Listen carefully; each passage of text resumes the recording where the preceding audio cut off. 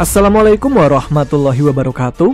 Jumpa lagi dengan saya Tama dalam Ada Apa Gerangan Season 2. Bagaimana kabar kalian? Semoga selalu diberikan kesehatan dan juga rezeki yang cukup. Ada Apa Gerangan upload lagi nih. Setelah kemarin sempat pending lama, kita lanjut lagi cerita tentang sebuah rumah bekas dukun sakti pemilik ilmu rawa rontek yang jadi antek Belanda.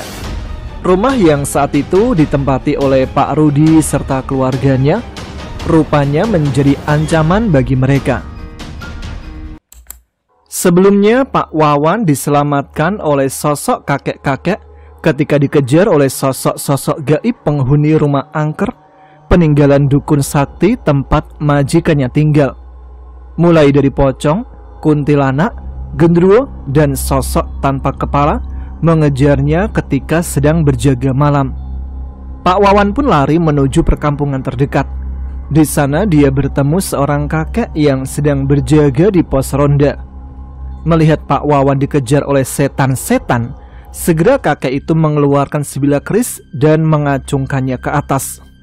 Melihat kakek itu mengacungkan kerisnya, sosok tanpa kepala yang memimpin beberapa makhluk gaib perlahan mundur dan menghilang. Pak Wawan kemudian diajak oleh kakek tersebut untuk ke rumahnya dulu, karena kalau kembali ke rumah majikannya akan sangat berbahaya.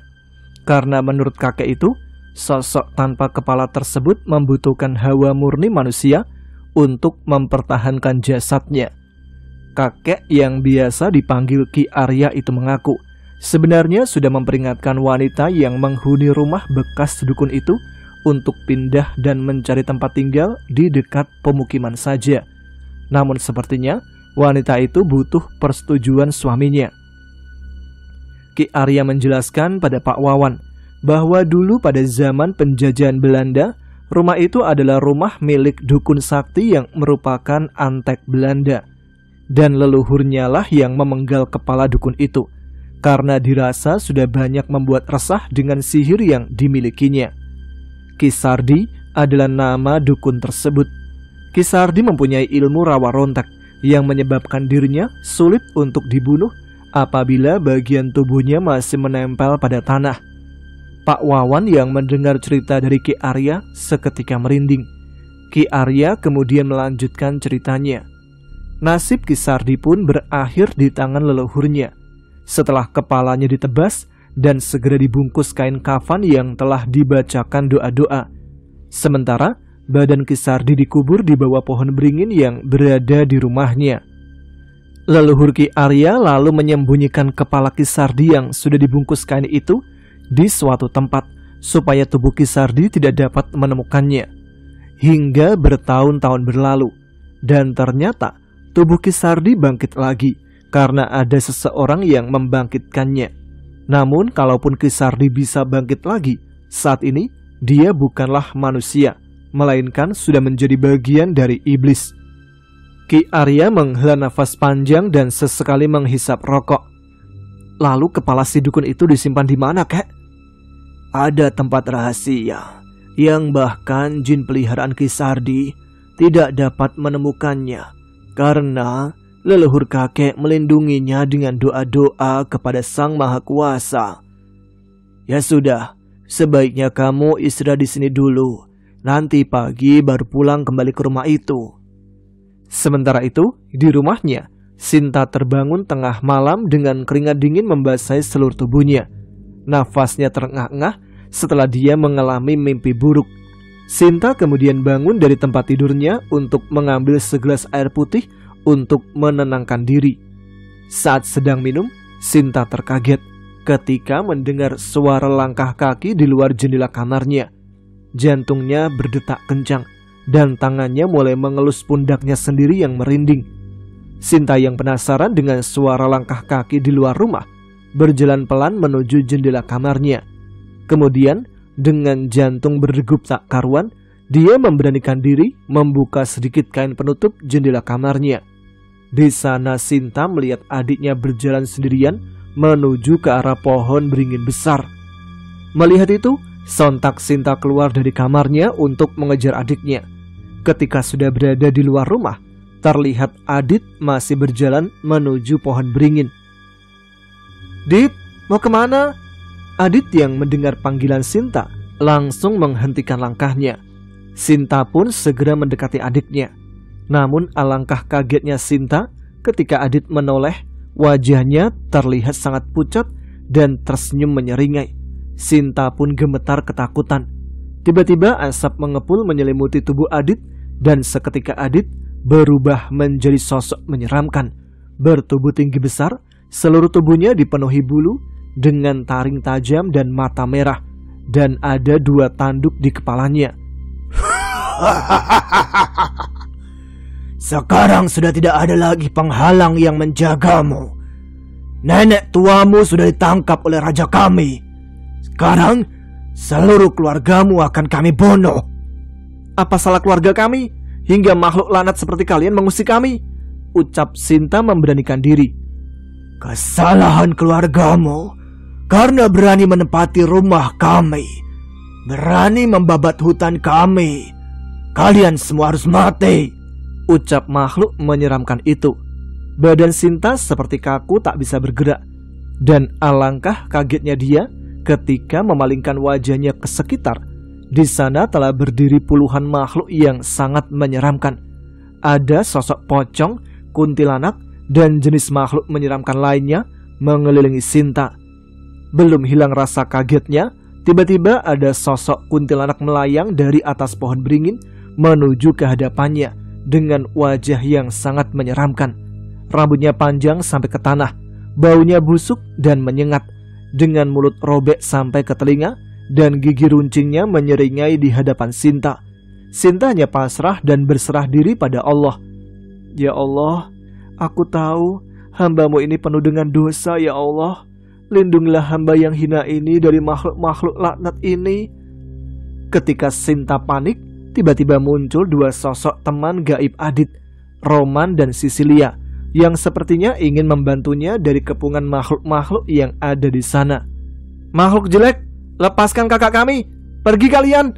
ucap Roman, hantu anak Belanda, kakak dari Sisilia. Seketika kuntilanak memalingkan wajahnya ke arah kedua sosok makhluk yang menggertaknya, lalu terbang melayang dengan cepat, membawa pergi Roman dan Sisilia dari sana, sambil tertawa dengan sangat mengerikan. Melihat itu, Sinta meneteskan air mata.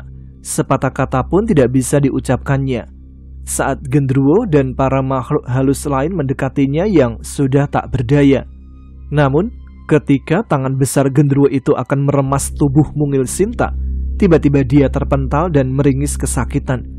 Rupanya kalung dengan batu merah peninggalan leluhurnya bereaksi melindungi diri Sinta dari serangan genderuwo itu. Sinta terus berusaha membaca doa dan ayat suci di hatinya, hingga perlahan tubuhnya mulai bisa digerakkan. Lalu para makhluk penghuni rumah itu seketika lenyap setelah datang hembusan angin. Nafas Sinta terengah-engah dan tidak terasa sesak dalam dadanya. Lalu dia pun ambruk pingsan tak berdaya. Ketika subuh tiba, Pak Wawan diantar oleh Ki Arya pulang ke rumah tempat tinggalnya. Tapi setelah masuk ke halaman rumah, tiba-tiba Ki Arya merasakan sesuatu yang tidak beres. "Seperti ada yang mengganjal di hatiku. Wan, coba kamu periksa ke samping rumah," ucap Ki Arya. Ki, kalau ada makhluk itu gimana?" jawab Pak Wawan dengan wajah ketakutan. "Ini sudah mau pagi, Wan. Tidak mungkin makhluk itu keluar. Coba kamu cek dulu sana," desak Ki Arya pada Pak Wawan. Pak Wawan yang masih trauma dengan apa yang ia alami semalam berjalan menuju samping rumah dengan gemetar. Ketika sampai di samping rumah, Pak Wawan kaget melihat ada seorang perempuan terbaring di halaman dekat ayunan. Siapa itu ya? Berbaring di sana? Jangan-jangan kuntilanak tadi malam yang ngejar saya." Pak Wawan kemudian berlari kembali menuju ke depan tempat Ki Arya berada untuk memberitahu bahwa ada yang terbaring di tanah. Ki, ada yang terbaring di samping rumah. Saya takut dia kuntilanak semalam, Ki," ucap Pak Wawan dengan suara ketakutan. Ki Arya hanya menggelengkan kepalanya dan tersenyum. "Ya sudah, ayo kita cek ke sana dulu." Setelah keduanya menuju ke samping rumah, alangkah kagetnya Pak Wawan karena yang pingsan di sana adalah Sinta. Dia pun segera dibawa oleh Pak Wawan menuju ke depan rumah. Karena mendengar suara gaduh dari luar rumah, Pak Rudi dan Bu Rina pun terbangun dan segera menuju ke depan rumah.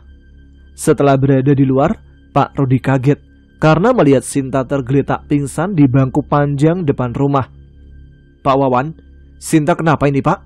Kenapa bisa di sini?" tanya Pak Rudi pada Pak Wawan. Pak Wawan pun menjelaskan dengan detail, mulai dari semalam dia diganggu hantu-hantu penghuni rumah itu dan lari ke perkampungan, lalu menginap di rumah Ki Arya hingga akhirnya pagi ini menemukan Sinta pingsan di samping rumah. Mendengar penjelasan Pak Wawan, Pak Rudi menjadi bingung, sementara Bu Rani sangat khawatir dengan Sinta. "Pak, sudah kubilang kan, rumah ini banyak dihuni makhluk tak kasat mata. Ibu sering merasa banyak kejanggalan dan keanehan semenjak kita tinggal di rumah ini, Pak," ucap Bu Rani pada suaminya. "Kejanggalan dan keanehan apa, Bu? Bapak nggak merasa ada apa-apa di sini? Aman-aman saja," ucap Pak Wawan. "Buktinya, pertama, Ade terkunci di kamar mandi dengan sendirinya dan menangis histeris. Kedua, pekerja kesurupan di hutan jati. Lalu semalam Pak Wawan lari ketakutan menuju ke pemukiman warga.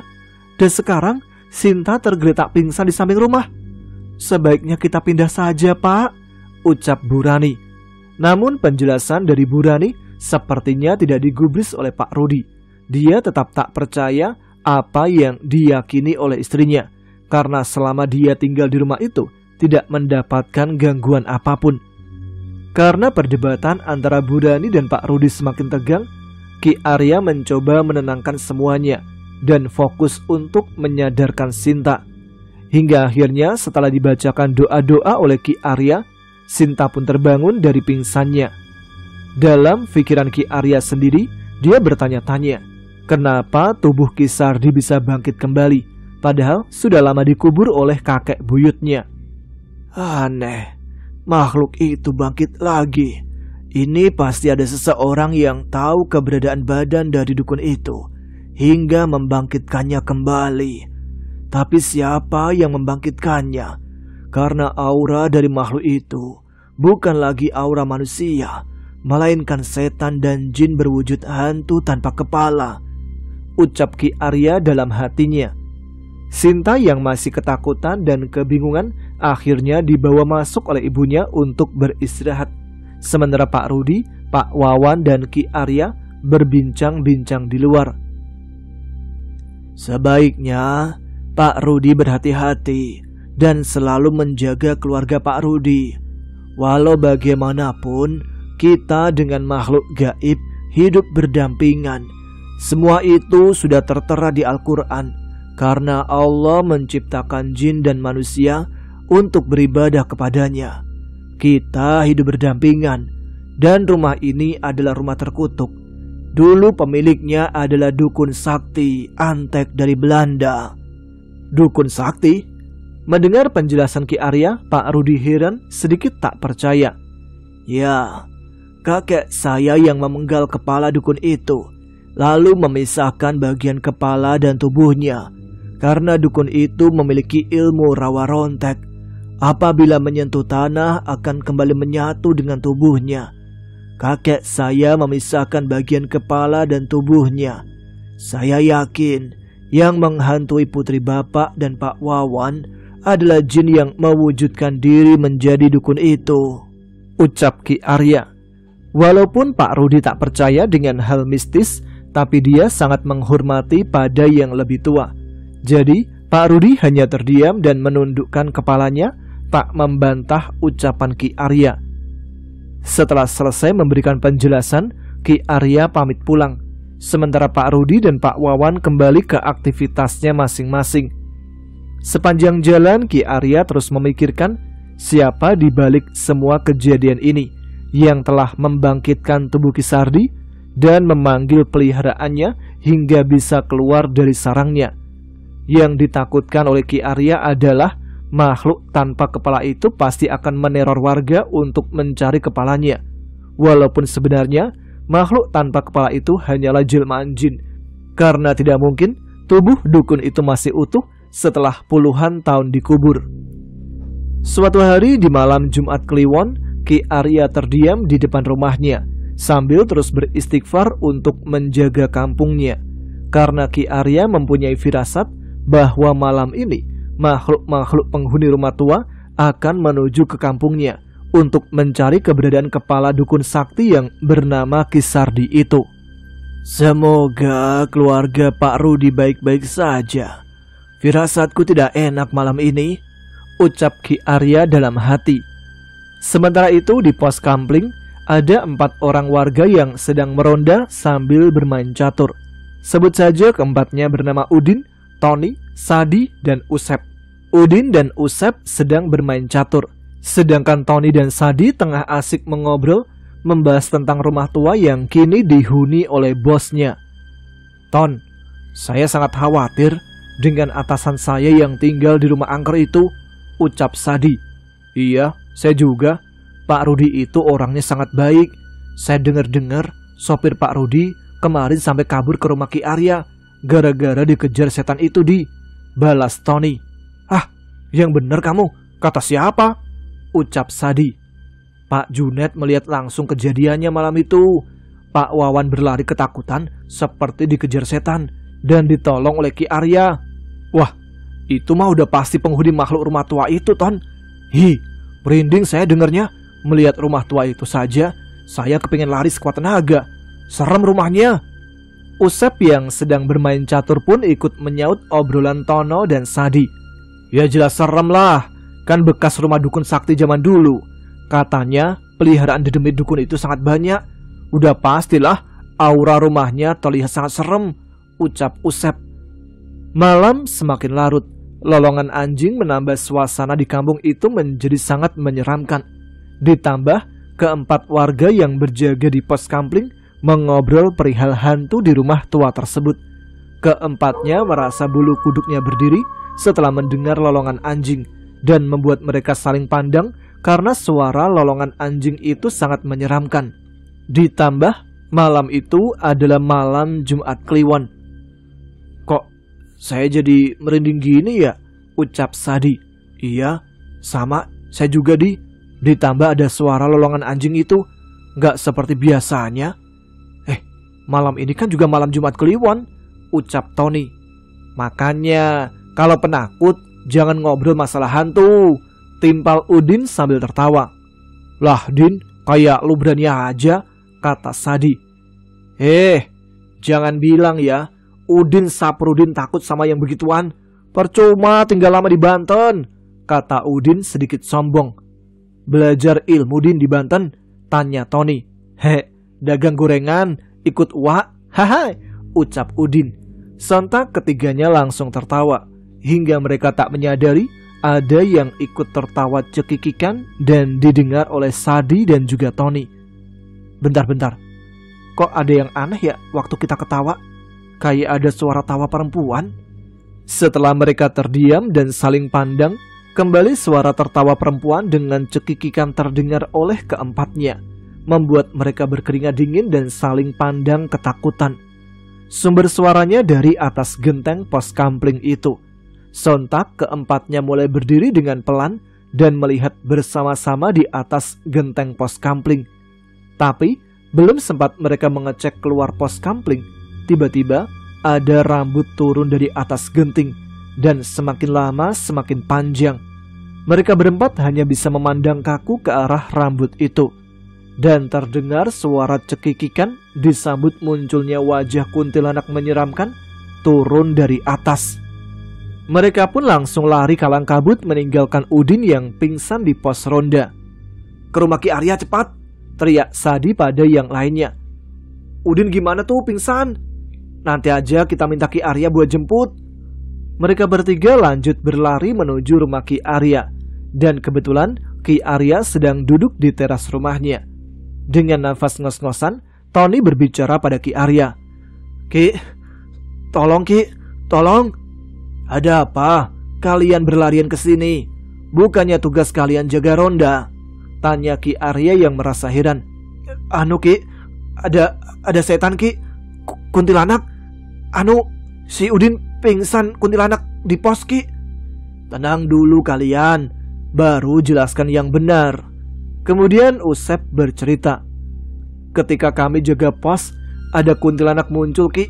Kami bertiga langsung lari, tapi Udin keburu pingsan di pos, jadi kami tinggalkan, Ki. Ya sudah, ayo kita ke pos sekarang. Tapi Ki, ada Mbak Kunti di sana. Kalian ini kan pernah belajar agama. Berdoa minta perlindungan pada Allah. Jangan takut. Kemudian Ki Arya diikuti Usep, Sadi, dan Tony menuju ke pos kampling untuk menolong Udin yang pingsan. Sesampainya di pos kampling, di sana sudah tidak terdapat sosok kuntilanak tadi. Berikut juga dengan Udin.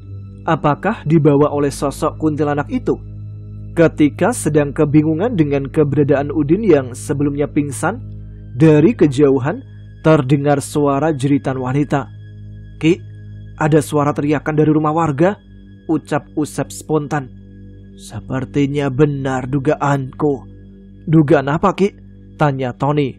Sosok-sosok pengikut dari Ki Sardi mencari kepalanya malam ini. Ki Sardi, dukun yang dulu tinggal di rumah bos saya itu, Ki? Benar. Ayo kita cari suara itu. Suara siapa itu? Mereka berempat menuju ke arah suara jeritan tadi berasal. Ketika sudah sampai tengah desa, di sana sudah ramai orang berkumpul kebingungan. Ada apa ini? Tanya Ki Arya pada salah satu warga yang ada di sana. Ini Ki, putri Pak Maman hilang. Tadi Pak Maman mendengar anaknya berteriak di kamarnya. Dan ketika dicek ke kamarnya, sudah tidak ada, Ki. Hilang kemana tidak ada yang tahu. Ki Arya yang mendengarnya kebingungan. Kalau memang pengikut Ki Sardi mencari kepalanya, buat apa mereka membawa Udin dan putri Pak Maman? Setelah warga mendengar keterangan dari Usep, Sadi, dan juga Tony, Pak RT lalu mengumpulkan beberapa warga malam itu juga membentuk kelompok untuk mencari Udin dan putri Pak Maman yang menghilang. Sementara Ki Arya kembali pulang ke rumah untuk menerawang apa yang sebenarnya terjadi. Namun, baru saja sampai di dekat rumahnya, di sana sudah ada Pak Rudi dan Pak Wawan yang menunggunya di sana. Kalian berdua ada apa di sini? Tanya Ki Arya yang heran melihat keberadaan Pak Rudi dan Pak Wawan. Adit, anak saya hilang, Ki. Kami sudah cari di dalam maupun di luar rumah tidak ada, ucap Pak Rudi menjelaskan apa yang terjadi. Ki Arya terdiam sesaat. Kalian berdua sebaiknya kembali ke rumah. Berkumpullah di ruang tengah. Jangan sampai berpisah. Saling menjaga satu sama lain. Hal itu hal terbaik yang bisa dilakukan saat ini. Saya akan meminta petunjuk apa yang terjadi. Baik, Ki. Pak Rudi dan Pak Wawan langsung bergegas kembali ke rumah melakukan apa yang Ki Arya pesankan kepadanya. Ketika sampai di depan rumah, terlihat kondisi rumah dalam keadaan mati lampu. Sementara Burani dan Sinta berada di luar rumah dalam keadaan ketakutan. Kalian berdua tidak apa-apa? Tanya Pak Rudi. Pak, Ibu takut, Pak. Setelah Bapak dan Pak Wawan pergi, tiba-tiba lampu berkedip dan mati. Lalu terdengar suara tertawa yang menggema dalam rumah. Ibu dan Sinta langsung keluar rumah, Pak. Ya sudah, Ibu dan Sinta tunggu sini dulu. Bapak dan Pak Wawan akan ke dalam mengecek kondisi rumah.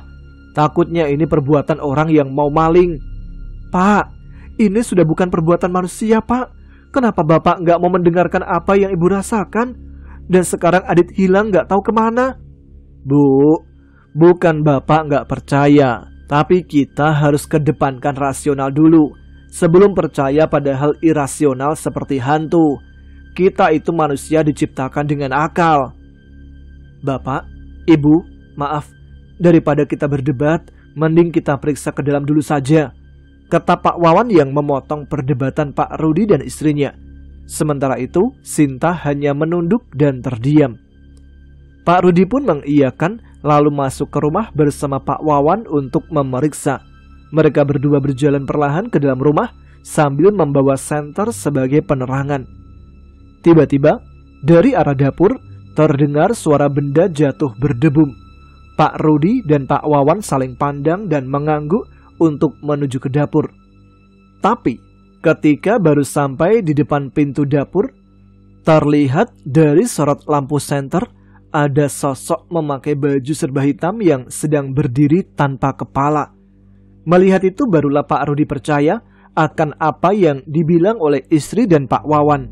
Mereka berdua langsung berlari menuju ruang tengah untuk mengambil lampu damar untuk dibawa keluar rumah. Sesampainya di luar, Bu Rani langsung menyambutnya dengan pertanyaan. "Gimana Pak? Ada apa di dalam?" "Kita di sini saja Bu, kita tunggu kabar dari Ki Arya." Mereka berempat lalu duduk di depan teras tempat biasa Pak Wawan tidur. Dengan diterangi cahaya api damar, saling termenung memikirkan apa yang terjadi. Sementara itu, Pak Rudi sibuk dengan pikirannya sendiri. Setelah melihat penampakan sosok tanpa kepala di dapur, berusaha merasionalkan kejadian tersebut, tapi tetap saja tidak menemukan hal yang masuk akal. Sementara di rumahnya, Ki Arya sedang berdoa di kamarnya, mencoba meminta petunjuk apa yang sedang terjadi dan apa yang harus dilakukannya. Di dalam keheningan dan di tengah zikirnya, kesadaran Ki Arya seperti terangkat. Tubuhnya terasa mengambang dan terombang-ambing. Dalam keadaan yang setengah sadar, dia mendapatkan sebuah gambaran di mana Udin, Adit, dan Ririn, putri Pak Maman, sedang tergeletak di pinggir sebuah sumur yang ada di tengah hutan. Dalam sekejap, Ki Arya mendapatkan kesadarannya kembali. Dia pun akhirnya tahu alasan ketiganya diambil oleh pengikut dari Ki Sardi. Mereka bertiga mempunyai weton yang sama untuk memperkuat energi Ki Sardi sebelum dapat bangkit kembali. Ki Arya kemudian bergegas menemui para warga untuk menyampaikan apa yang dilihatnya. Singkatnya, setelah bertemu dengan warga, Ki Arya menjelaskan di mana keberadaan ketiga orang hilang itu. Para warga bersama Ki Arya pun segera menuju tempat yang dimaksud. Dalam perjalanan, para warga dan Ki Arya menuju hutan. Mereka melewati rumah tua angker, di mana di sana ada Pak Rudi dan keluarganya. Sejenak Ki Arya menghampiri Pak Rudi dan menjelaskan di mana keberadaan anaknya. Mendengar itu, Pak Rudi memerintahkan Pak Wawan untuk tetap berada di rumah, sementara dia akan ikut warga menuju sumur tua yang berada di tengah hutan, tempat yang diyakini ada ketiga orang yang hilang malam itu. Tanpa menunggu waktu lama, rombongan segera bergerak ke dalam hutan. Ketika rombongan warga sudah masuk ke tengah hutan jati, tiba-tiba mereka dikejutkan dengan hembusan angin kencang. Lalu disusul dengan kemunculan beberapa titik api dari kejauhan. Titik-titik api yang awalnya kecil itu semakin dekat, semakin terlihat besar. Ternyata itu adalah bola-bola api yang melayang. Terdapat 5 bola api melayang mengitari para warga. Mereka seperti terkepung. Ki Arya kemudian mengeluarkan kerisnya dan mengacungkannya ke atas, sambil membaca-baca doa yang membuat keris itu bergetar dengan sendirinya. Dan tiba-tiba 4 bola api itu meledak dan hilang begitu saja, menyisakan 1 bola api yang malah berkobar semakin besar. Namun, hal tak disangka terjadi. Ki Arya seketika ambruk dengan memuntahkan darah dari mulutnya. Pak Rudi yang melihatnya langsung mendekat dan menolongnya. "Ki, apa yang terjadi Ki?" "Sepertinya tubuh Aki terlalu tua untuk melawan kekuatan besar jin-jin ini. Jadi kita harus bagaimana Ki?" "Bacalah ayat kursi sebanyak-banyaknya dan jangan berhenti. Kita pasrahkan pada Allah, Tuhan yang Maha Pelindung." Lalu semua orang yang ada di sana membaca ayat kursi seperti yang diperintahkan oleh Ki Arya. Tapi karena dalam ketakutan, banyak yang tidak selesai dan terus berulang dalam membaca ayat suci itu. Bahkan tiba-tiba ada yang berteriak kepanasan dan berlari dari sana, semakin masuk ke dalam hutan meninggalkan rombongannya. Setelah itu terdengar suara tertawa pria yang menggema di dalam hutan. Rombongan para warga semakin terdesak dengan keadaan itu, dalam ketidakpastian keselamatan mereka. Tiba-tiba ada sebuah tongkat yang melayang cepat menghantam bola api yang semakin besar itu, hingga akhirnya meledak dan menimbulkan suara yang amat keras. Tidak lama seorang pemuda muncul setengah berlari dari kegelapan hutan, menghampiri warga yang sedang ketakutan. "Assalamualaikum." "Waalaikumsalam." Serentak warga menjawab salam pemuda itu. "Apa yang terjadi bapak-bapak?" Dengan dipapah oleh Pak Rudi, Ki Arya mendekat ke arah pemuda yang berhasil menghancurkan sosok bola api hanya dengan sebuah tongkat bambu itu. "Sebelumnya, terima kasih anak muda. Kalau boleh tahu, siapa dan dari mana mau kemana? Kenapa bisa berada di dalam hutan ini?" "Saya Yanto, Ki. Saya dari Cirebon. Kebetulan lewat daerah sini dan melihat keributan yang ternyata kalian diserang oleh makhluk tadi." "Terima kasih Nak Yanto. Saya Ki Arya dan ini Pak Rudi. Kami di sini sedang mencari 3 warga kami yang diculik oleh bangsa gaib." "Sebaiknya kita mencari tempat aman dulu, Ki, untuk mengobati Ki Arya yang sepertinya mengalami luka dalam." "Tapi bagaimana dengan anak saya Adit?" protes Pak Rudi yang khawatir pada anaknya yang harus ditemukan. "Tenang dulu, Pak. Menghadapi mereka tidak bisa dengan gegabah. Kita cari tempat yang aman dulu. Apalagi Ki Arya ini butuh diobati lebih dulu. Saya akan bantu semampu saya. Insya Allah, dengan izin Allah, anak Bapak dan yang lainnya masih bisa diselamatkan," ucap anak muda yang bernama Yanto itu. Akhirnya, mau tidak mau, Pak Rudi pun harus menurut dan mereka menuju ke pos ronda untuk mengobati Ki Arya lebih dulu. Bersambung lagi guys, cerita dari rumah angker perbatasan Indramayu dan Sumedang ini. Nantikan kelanjutannya di episode selanjutnya ya. Kayaknya semakin seru nih setelah muncul pemuda bernama Yanto yang akan menolong keluarga Pak Rudi. Ya walaupun Pak Rudinya sih menurut saya menjengkelkan ya. Ya sudah, aktifkan notifikasinya biar tidak ketinggalan. Tuliskan komen, tunjukkan eksistensi kalian. Saya Tama pamit. Selamat beristirahat, selamat malam. Wassalamualaikum warahmatullahi wabarakatuh.